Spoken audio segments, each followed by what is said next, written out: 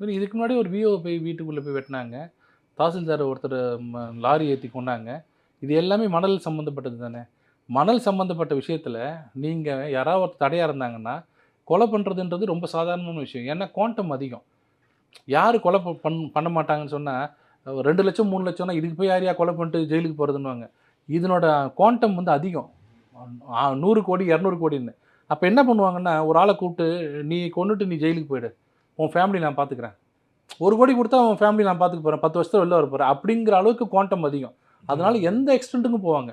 விஓவ அடிப்பாங்க, தாசில்தார அடிப்பாங்க, இந்த மாரி ஒருத்தர் சமூக ஆர்வலர ஏத்தி கொல்லுவாங்க, எல்லாம் பண்ணுவாங்க. ஆனா இதுல துரதிர்ஷ்டவசமா என்ன சொல்றதுன்னா, அதிமுக கூட இதுல போராடாம இருக்கு.